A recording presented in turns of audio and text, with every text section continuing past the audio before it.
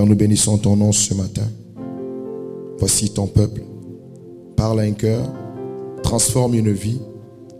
Laisse que l'homme ou la femme qui est rentré en ces lieux reparte comblé. Reçois l'honneur et la gloire.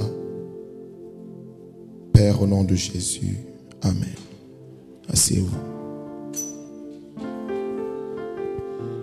Ce matin, je vais partager avec vous les mystères derrière le nom. Alléluia. Dis avec moi les mystères derrière le nom. Bien-aimés, comme nous venons de le lire, vous savez, la Bible dit, le nom de Jésus, c'est le seul nom qui sauve. Amen. Et il n'y a aucun autre nom plus grand que ce nom.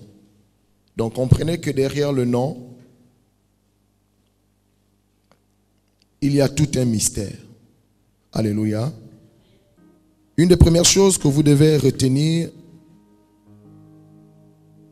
le nom est un identifiant. Amen. Vous savez, par le nom,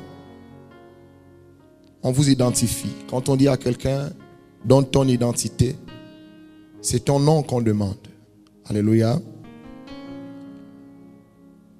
Le nom indique ici également la destinée d'un individu. Peut-être que beaucoup de gens ne le savent pas. Nous allons le lire dans le livre de Luc, au premier chapitre. Le verset 13 nous dit ceci. Mais l'ange lui dit, ne crains point Zacharie, car ta prière a été exaucée.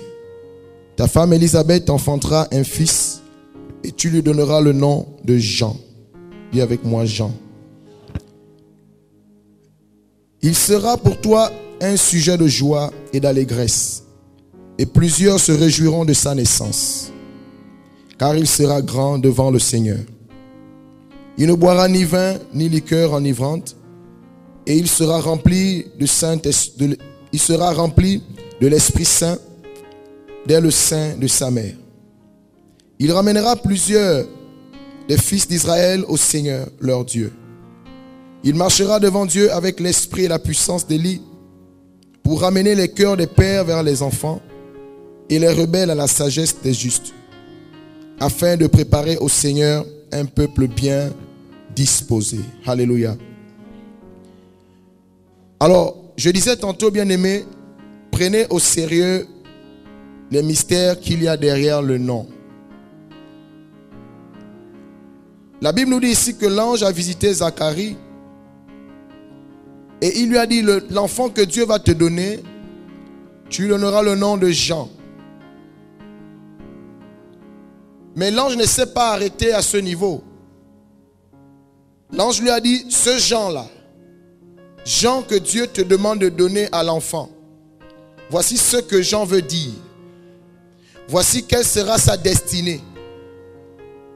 La Bible dit, il a dit à Zacharie, Jean sera pour toi un sujet d'allégresse et plusieurs se réjouiront dans sa naissance. Donc quand on lui dit de donner le nom de Jean à son enfant, c'est parce qu'il y a une destinée derrière ce nom. Ça veut dire que là, par la vie de Jean, beaucoup de personnes allaient se retrouver. Alléluia. La Bible dit que c'est lui que le Seigneur a choisi pour préparer le peuple de Dieu. Alors ne prenez pas à la légère l'affaire du nom. Alléluia. Et je vais dire à quelqu'un, fais attention au nom que tu portes.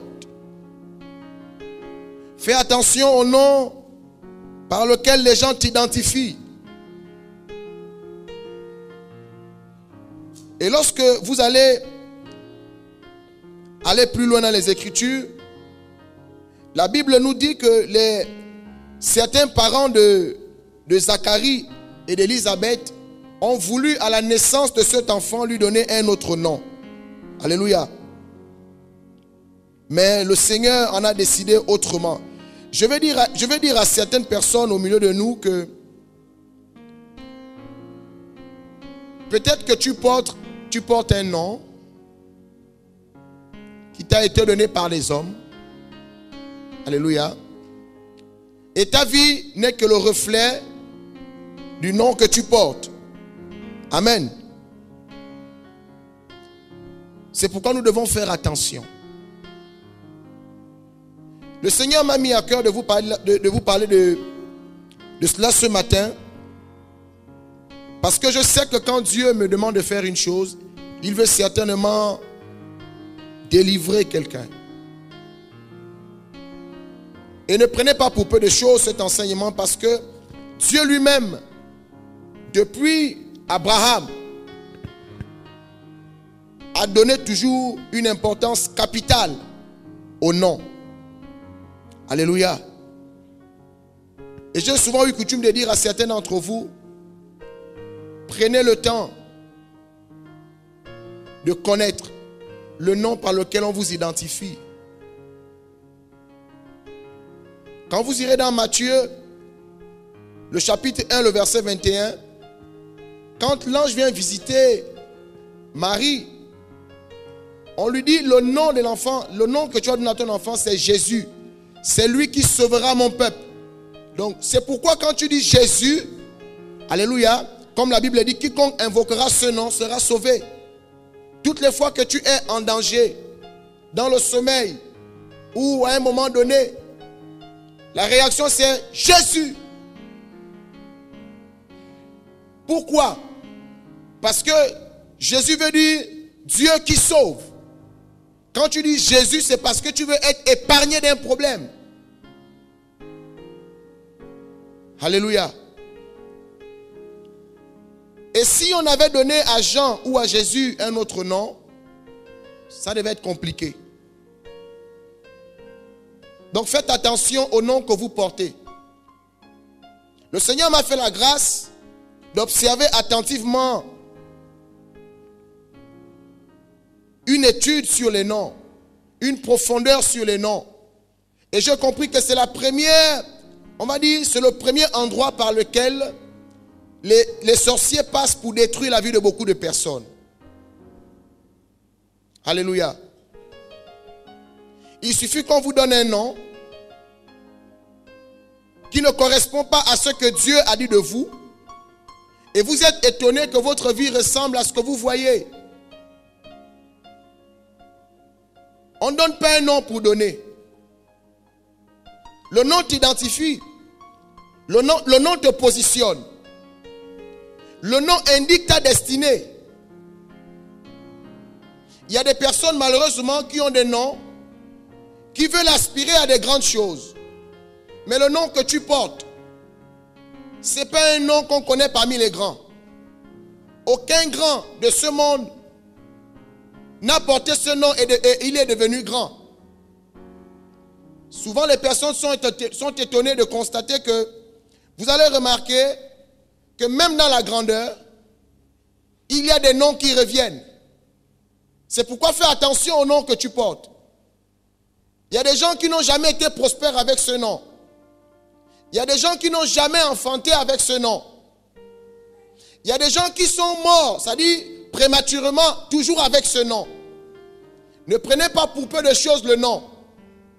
La Bible nous enseigne que le nom de Jésus est le nom au-dessus de tous les noms. Le nom, dis avec moi le nom.